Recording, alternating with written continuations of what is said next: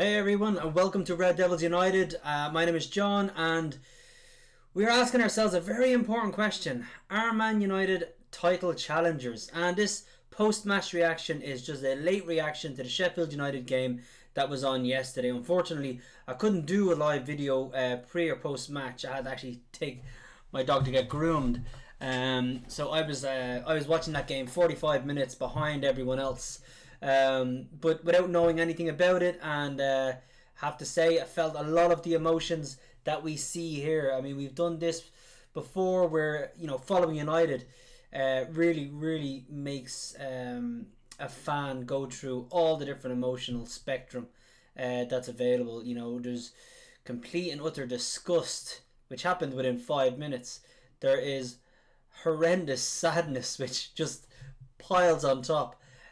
With fear that just you could drop points, everything just could get worse, followed by anger, followed by joy, and then just sheer delight. So I don't know what you thought of the game against Sheffield United, but I will go through my thoughts on that, and then also just the thoughts on whether or not United are actually title challengers. It's a very interesting one, and there is a lot to look at. There's a lot to consider.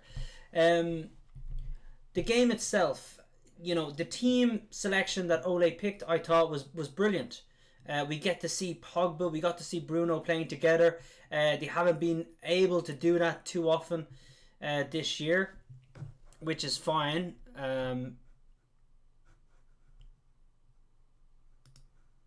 Just United game, yeah. Which is fine.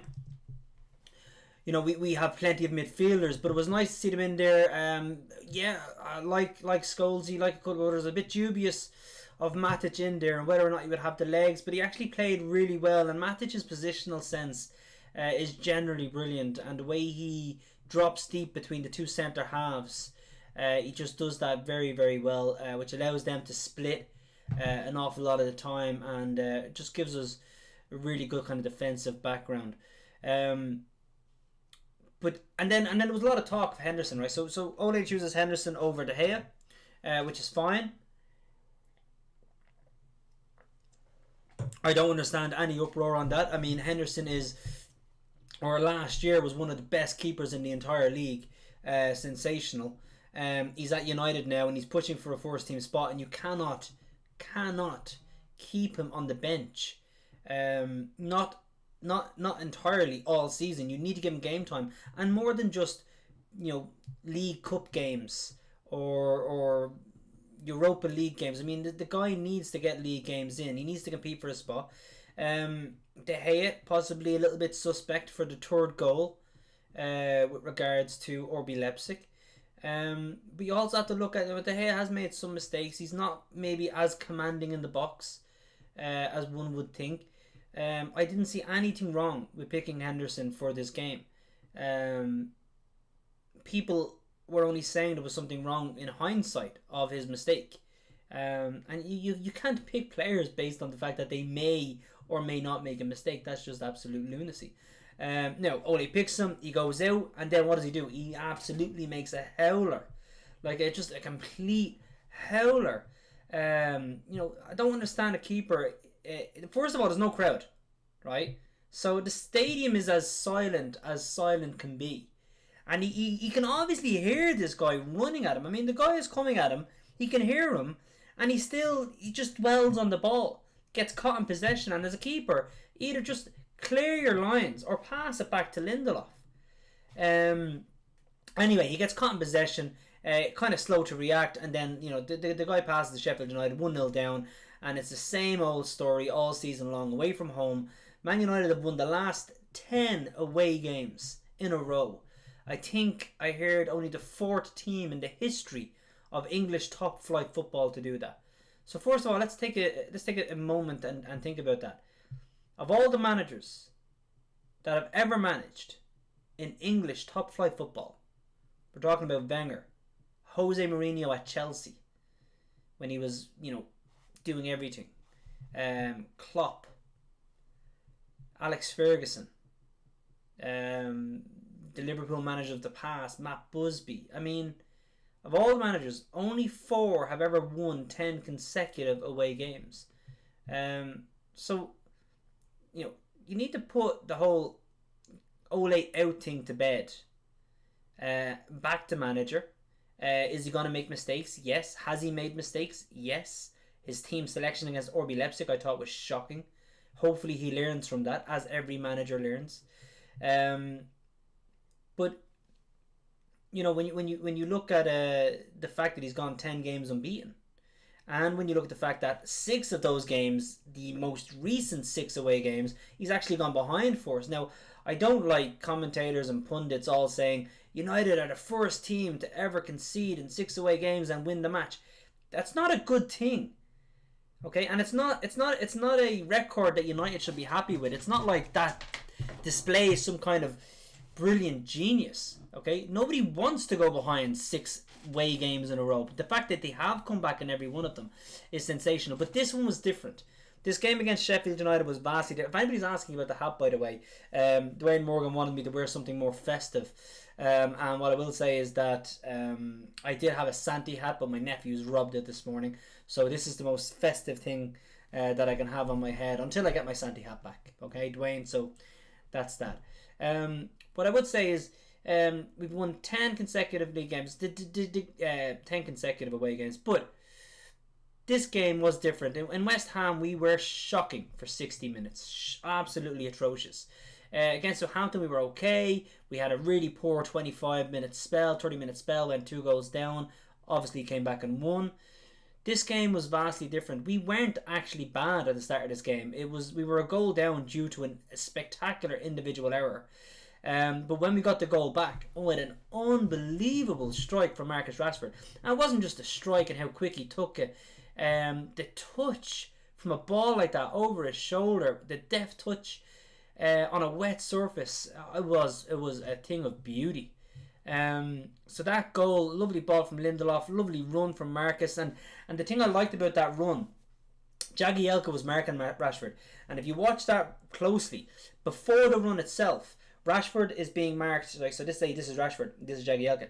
Rashford's being marked, and Rashford runs towards the ball, and then Jagielka follows. Then he runs in behind, and Jagielka follows. And then he runs towards the ball again, and Jagielka follows.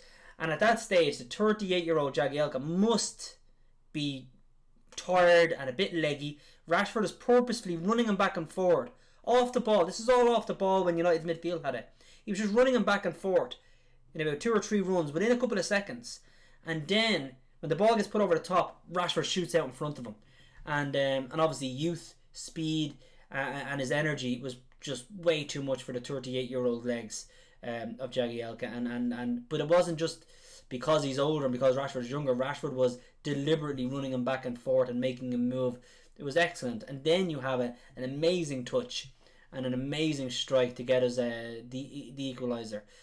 From that point onwards, until like the last 10 minutes, 15 minutes, Man United were absolutely all over Sheffield United.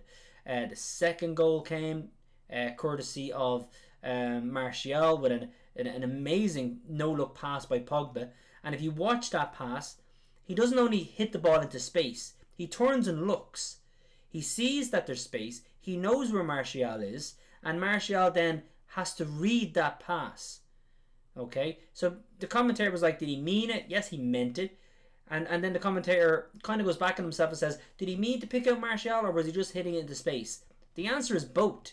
He was hitting it into the space for Martial to run into. He could see the space because you see him looking over his shoulder, and he knows where Martial is playing. He's playing up front, so he's hoping Martial is reading the game the way he is, and he beautifully puts it into that space. And luckily Martial was reading the game, and brilliant run.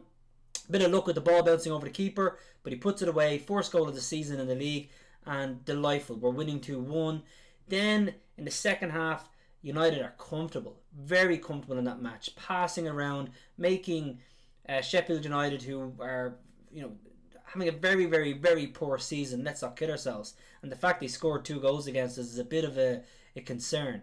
But we were very comfortable passing it around. We should have scored a 4th, a 5th, a 6th, but the third goal, Pogba gets the ball, he gets around the defender, lovely with a drag of his right foot. Another player comes at him, he does a spin or a pirouette to his left then, using his left foot, and then plays a lovely through ball pass to Pogba, who, again, a lovely flick to Greenwood. Brilliant play, brilliant build-up, which then great from the referee to allow play on after Greenwood is completely lifted out of it. With Rashford, Bruno and Martial all linking up to give us the third goal, which, let's not kid ourselves again, keeper was awful for Rashford's third goal. That strike should have been easily saved. So a little bit, a lot poor from that keeper, but great move, great passing move that created that chance in the goal. And so in games we've played pretty poor, and then we've gone behind, and then we've come back. We've kind of opened up the game in the second half, but this was different. We weren't that poor. I'd say for the first 10 to 15 minutes and maybe the last 10 minutes when Sheffield United scored a fluky goal. And again, both of Sheffield United's goals are completely fluky. We handed them the first goal with a terrible keeper error. And the second goal, Lindelof heads the ball off the other guy. So it's not like they scored two great goals on us or anything like that. So what I would say is a good performance and a great 3 points. The reason it's a great 3 points is because at the weekend when we played City, we got a point, and we could have fell behind Spurs, we could have fell further behind Liverpool, the two teams at the top of the table, but we didn't because they both drew with lesser sides. Chelsea lost, so we gained a point on Chelsea. Arsenal lost, we gained a point on Arsenal. And I think possibly Man City drew, but maybe not. No, I think they won. So when it came to this week's games, we went into today's game knowing that Liverpool had beaten Spurs. So Spurs dropped 3 points. Leicester had been beaten by Everton and dropped 3 points. Arsenal had drew with Southampton and dropped 2. But Arsenal, who the fuck is with Arsenal? Fucking 15th. Southampton had drew with Arsenal and dropped 2 points. Southampton being more up the table than Arsenal are. Chelsea beaten and dropped 3 points. Okay, this game was absolutely vital for us because 3 points meant we were ahead of Manchester City and we were ahead of Chelsea, and we actually still have a game in hand on Chelsea. We're a point ahead of Chelsea and we have a game in hand. If we win that, we're 4 points clear of Chelsea. If we win our game in hand, we are second in the league, ahead of Spurs, Chelsea, Leicester, City, and we're only 2 points behind the league leaders, Liverpool. Now, if we're not title challengers, then literally nobody is. You cannot sit there saying Spurs are challenging for the title when if and it is an if. Of course it's an if, but we have that game in hand. You can't say Spurs are title challengers and yet we'll be ahead of them if we win our game in hand. Doesn't really correlate. Doesn't work. You know, you can't say Chelsea are title challengers when we're ahead of them already and we have a game in hand. So either there's no title challengers and it's Liverpool's title, which Liverpool fans will say is definitely the case. But for the neutral, for Sky Sports and for pundits out there, you can't say United aren't title challengers. If United aren't title challengers, then nobody is. Now that title challenge could end. You know, we could lose our game in hand and we could lose the next 3 matches. Find ourselves 10 points behind the league leaders, dusted, no longer title challengers. But as of now, as of how the league stands, as of current form, and when we get that game in hand out of the way, please God soon, so we're always level on games, we should be 2 points behind Liverpool. So as of right now, we are in a title challenge. And I'd love to know your thoughts on that. I'd love to know, do you think that United are not? And if so, why? What's your reasoning behind that? If you're live watching, please, in the comments box, your comments will be read out. They'll be viewable. Please let me know what your thoughts are. Are United title challengers? Do they have a chance? And I don't mean they're going to win the league. And I don't mean that the title challenge itself will be sustained for the entirety of the season. I just mean that right now, we are challenging for the title just as much as anyone else in that top 3 or 4 teams, if not more so. So yeah, I'd love to know your thoughts on that. It was a great game because of the points that were dropped by other teams. It was a great game as well, though, for a few different reasons. Pogba had a sensational game. Some of his passing, his moving was great. Yes, he lost the ball a couple of times, but who doesn't? You know, people clamouring for Van der Beek to play. Van der Beek needs to play, and they forget what Pogba actually produces on the pitch. Van der Beek did come on, and when Van der Beek came on, within 2 seconds, he had the ball twice, and he lost it twice. Now, one of those times, Van der Beek came on the pitch, he got the ball, Rashford was through on goal. There was an unbelievably simple through ball to Rashford that Van der Beek did not take, and instead put the ball back and played it backwards or sideways. Did not either see Rashford making the run, which is unforgivable, or he saw it but just didn't want to make the pass, which is also unforgivable. So we should have been 4-1 up and not have to worry in that last 10 minutes, except Van der Beek decides to go backwards with a ball when there's an unbelievable through ball option from Rashford. So yeah, and that's a pass Bruno would have played, it's a pass Pogba would have played. So yes, Van der Beek is great, he's a tidy player, he's young, but you know, the calls for him to start in every game, when you have players like Pogba and you have players like Bruno, and let's not forget Fred, who we've only lost once in the entire season in the games he started. You know, there's just plenty of midfield options there that we can't be clamouring for one man to start every game. He has played well. He played terrible against Southampton, but he has played well in the games he has played in the vast majority. So he will get his game time. Just I think 6 games in 16 days or something. So he's gonna get game time. Probably not against Leeds, but great performance from Pogba, and on top of that as well, great performance from this man, Marcus Rashford. Great brace, 2 goals. His first goal was brilliant, and delighted to see, because his overall form today was good. His passing was good, his runs were good, his nutmeg was great. And that's the one thing I've been very critical about on Rashford this season and towards the end of last season. He does get the assist. He does get a goal. From a productivity point of view, he is performing. But his overall gameplay, his passing, his running, I've actually thought it's been very lackluster. His confidence hasn't really been there, even though he does get the odd assist and the odd goal. But yesterday against Sheffield United, his overall game was brilliant, and he scored 2 brilliant goals, and I think maybe got an assist. So for me, probably man of the match, and a great performance. Guys, we are going to have a beer and chat tomorrow to discuss the Leeds game. We're going to discuss the football that takes place tomorrow. It's in Beer and Chats. For anybody who doesn't know, Beer and Chats is simply beer and chats, where we have a drink. The chat window is open the whole time, and we just have a bit of banter. Fans of Man United, fans of any team, we just enjoy ourselves and like I said, have a bit of crack for an hour, discussing all the results of Saturday, discussing the games that are to come on Sunday over a beer. So please join me tomorrow at 6 p.m. for Beer and Chats. Really appreciate it if you could. For now, we are in post-match reaction. I'm going to finish it up here. It was a great game. It was really enjoyable. It was great to see a midfield of Bruno and Pogba with 3 strikers. Let's not forget Martial and Greenwood also played well.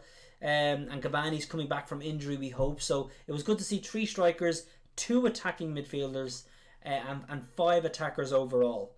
As opposed to the game against RB Leipzig when we had 7 defensive players, which I'm still disgusted with. So please join me tomorrow for Beer and Chats, and on Sunday before the game we will have our pre-match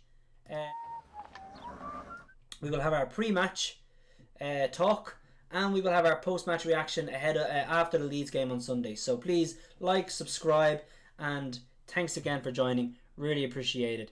Have a great evening, people, and see you tomorrow. Glory, glory, Man United! Glory, glory, Man United! Glory, glory, Man United, as the Reds go marching on, on, on! Welcome to Old Trafford, It's the better of our dreams. The power and the glory of the Shepherd End will sing. The Busby boys will take the pitch with magic at their feet as the Reds go marching.